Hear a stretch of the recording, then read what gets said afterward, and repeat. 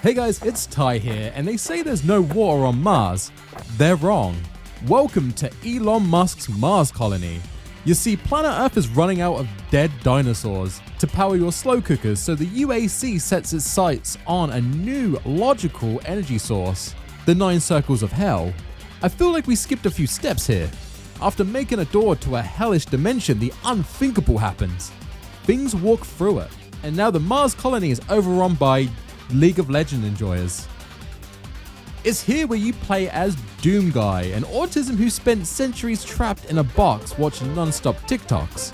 Can't read social cues? Just don't be social. Once awoken, this Chad man, suffering with lethal doses of brain rot, has one mission and one mission only: to skull fuck anything within a 2-foot radius, using nothing but his Twitch gameplay, which would make a Maxor video seem like a small dose of Adderall. And he's pretty good at it, with an arsenal that would make Moist Critical look like a pussy. When it comes to racial cleansing of the demonic kind, violence was not the answer. Violence was the question. The answer was yes. Hey guys, Ty here. Please remember to subscribe to the channel. In space, no one can hear you scream. That sucks for the demons.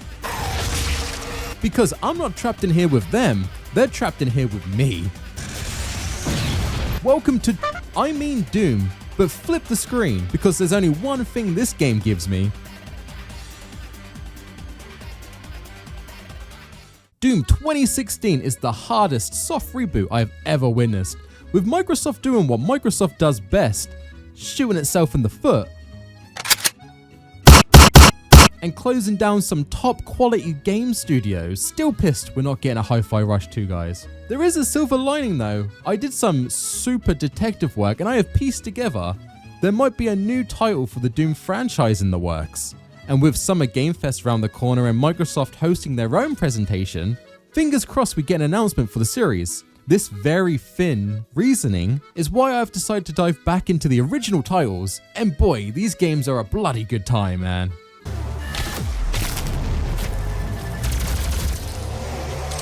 After Doom 3 didn't really resonate with the fanbase that much, though it does have its appreciators now, the series needed to switch it up, and they did this by making a game that was gameplay first, and all the rest of the stuff came in later.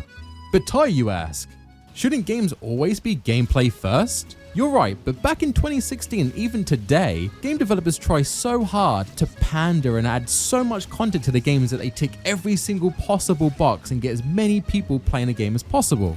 Unfortunately, the caveat to this is that the game really loses identity, and why chasing fads never seems to really work. You see, Doom 2016 from start to finish is the same game. Nothing changes. And that sounds like a criticism, but it's really not. When a game does the one thing it sets out to do perfectly, just getting more of it is not a downside. Yeah, I can go to a buffet and eat the lasagna with the chicken tikka masala, but I'm just gonna feel sick. It's too much. Certain things don't go together. But when you're handed a $100 perfectly cooked steak and each bite is amazing and I just wanna have sex with the steak, man. And the waiter turns around to you and says, well, here's a second helping. You take that extra steak and you enjoy every second of it. And what am I talking about? I should not write scripts when I'm hungry. I guess what I'm trying to say is Doom does gameplay perfectly, and when you finally hit those credits, there's no sigh of relief, there's no lackluster shrug at your time spent, there's just this craving for a post-nut cigarette. This is what a first-person shooter single-player game should be, and it's only fitting that the guys who did it way back then and revolutionized gaming should do it now in 2016. But there's a reason for all this death and destruction, so let's take a look at the very thin plot of Doom 2016 and see if it was really that good.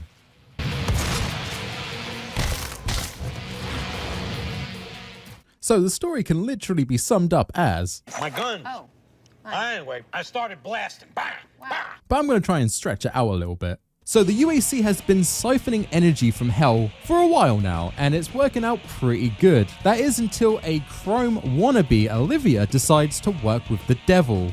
When has this ever been a good idea? Think, Olivia.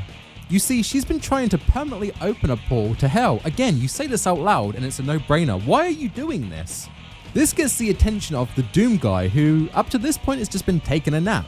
He wakes up to see that the base has been overtaken by demons and basically everyone's dead. It's here where we meet Samuel, a freakishly tall robot, and his Alexa named Vega. I am Vega. We stan Vega here. After meeting these two main characters, we proceed to meet two more main characters, the Pistol and Shoddy. I say main characters as there isn't much in terms of character building in this game with NPCs. But the guns, man, oh boy, I grow attached to the guns. And this opening, man. The world was purely for the betterment of mankind. Everything has clearly gotten out of hand now, yes. But it was worth the risk, I assure you.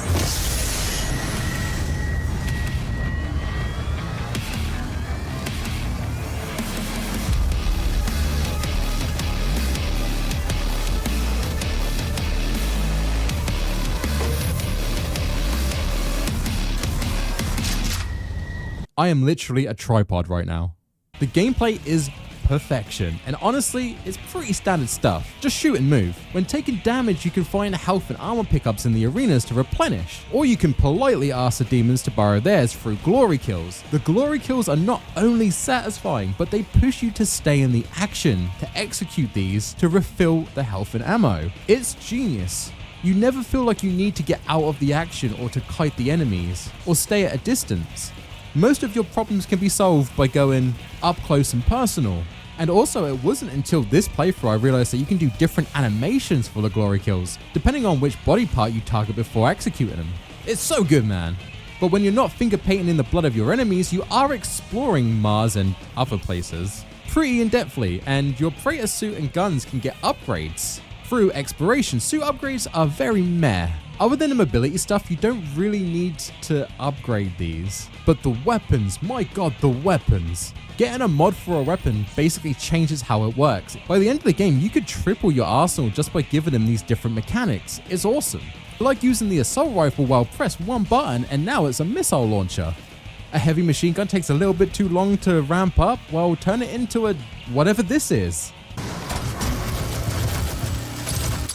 Even the gas cannon has multiple uses outside of battle. Some people would say the knockback is a negative attribute, but I see it as a traversal mechanic.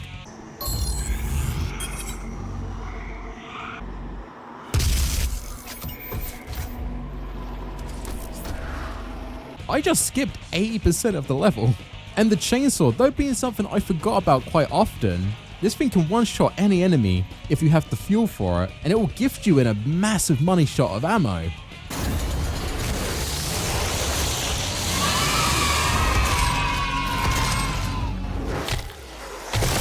So again, if you're running low on supplies, the game is trying to push you to dive into the action. This is power fantasy done right, but that's not all. You have demonic upgrades that give you an overall stat buff for ammo, health, and armor. There's also trials that once you complete these give you perks that can give you an edge in a fight. Not that you really need it. For these perks, I took anything that gave me a bonus to glory kills, as once you unlock all 3 slots, you can gain additional ammo, armor, and a speed boost after every glory kill. It's so satisfying and rewarding. And that's what Doom 2016 is trying to be, satisfying and rewarding. Honestly, the Doom guy goes from a bulldozer to a planetarial bomb once you start sinking upgrades into him, and he doesn't need them. He's a beast from the start of the game. But it's not all upgrades. You can find these Funko Pop Space Marines hidden throughout the level. They're honestly the cutest collectible, and I like the little animations the Doom guy has with them.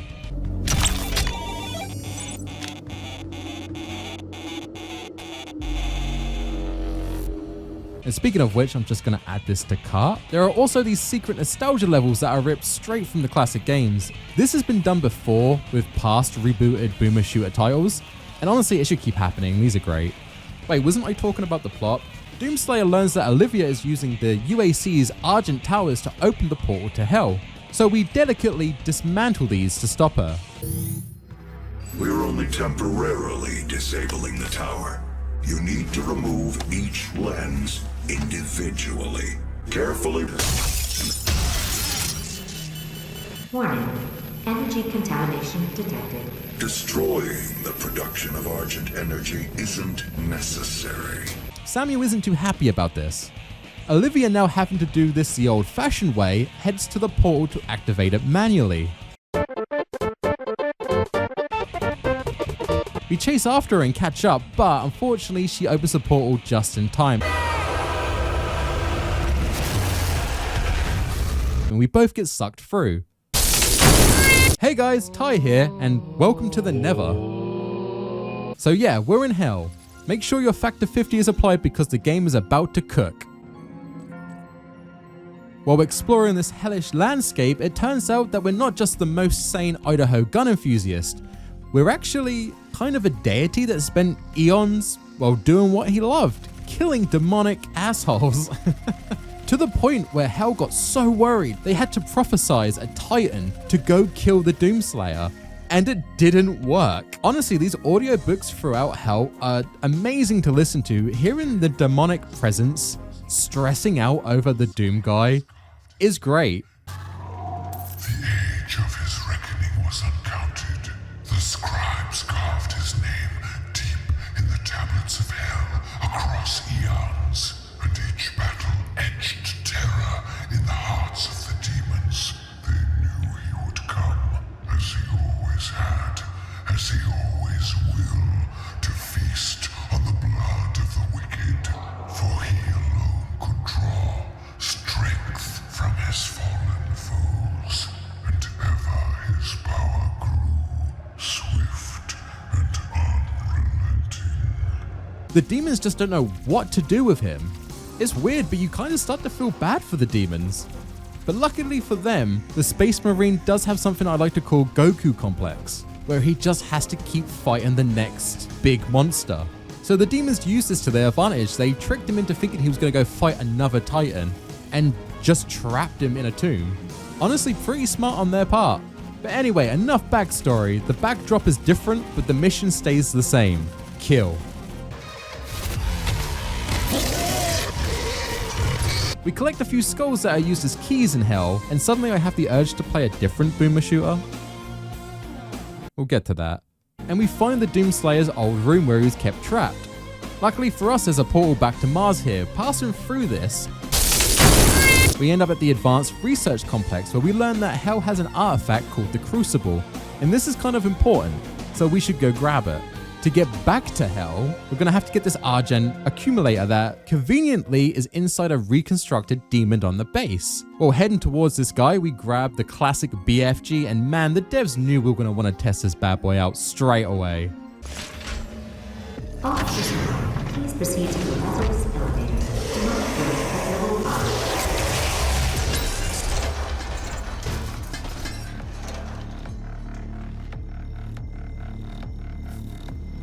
Okay, I'm starting to get a bit worried. I know a lot of people are going to say that was a waste of a BFG round, but was it though? We get to the boss fight and I stupidly use all of my BFG ammo to make easy work of the demon.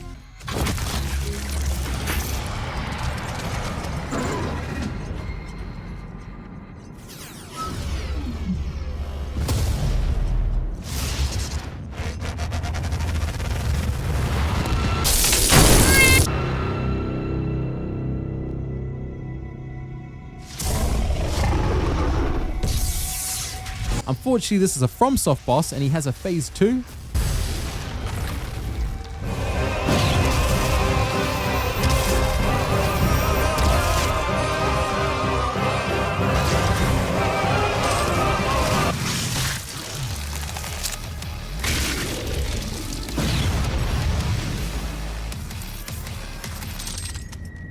We defeat him and Doom Dude has another blissful stroll through Hell.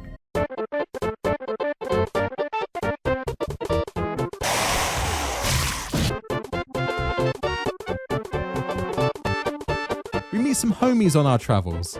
What's that, bro? More meat pinatas that way. We take their advice and we get to the Hell Guard, and after taking one out,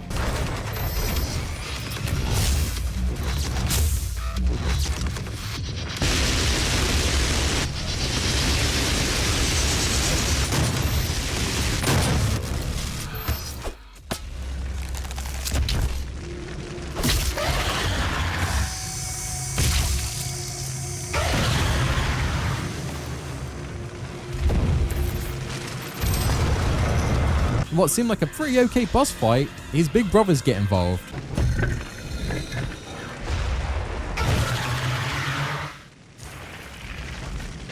I was joking about the FromSoft game stuff, guys. Jesus.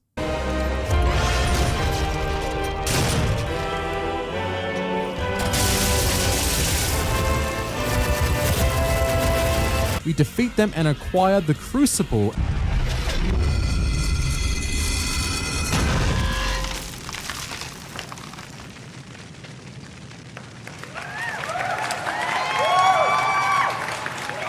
And then get zapped back to reality by Samuel. He tells us that we need to head back to hell to stop Olivia. If that's what you wanted me to do, Samuel, why the fuck did you bring me back to Mars?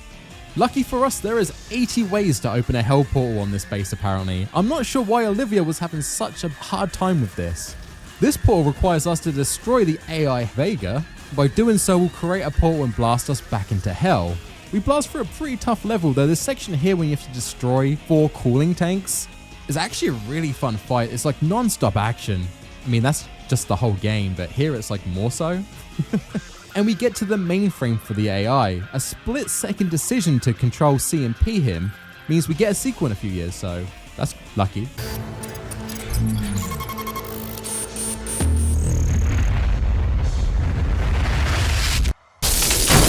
Anyway, home sweet home. One last time we run through a demonic obstacle course. And we finally catch up to Olivia. Olivia, look, I know you want to open up hell to the public, but this is kind of my thing, so I'm gonna have to ask you to stop. Oh, Jesus. They promised me so much.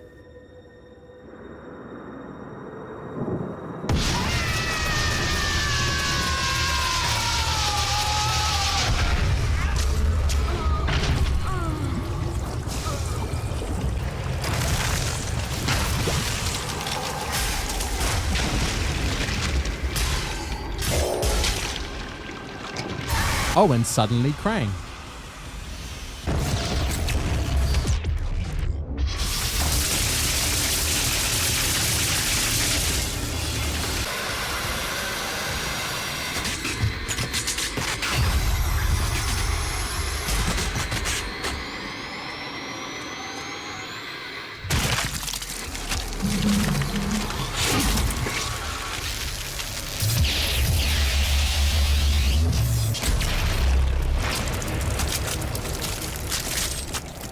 We defeat Olivia, well, at least I think that was still Olivia, and Samuel instant transmission us back to Mars again, giving us serious whiplash. He decides to monologue and tell us that now that the deed is done, he's still a little bit pissed that we destroyed the energy harvest going on in the UAC base, so he has to move to plan B, and to do that he needs the Crucible, which he takes. Bro, just install a solar panel, what? He concedes that he can't kill us, and honestly, smart move on his part, you don't want none of this. But instead he zaps us off to parts unknown, and that's the somewhat shallow story of Doom 2016. Rerouting tether coordinates complete. Our time is up. I can't kill you, but I won't have you standing in our way. Until we see each other again.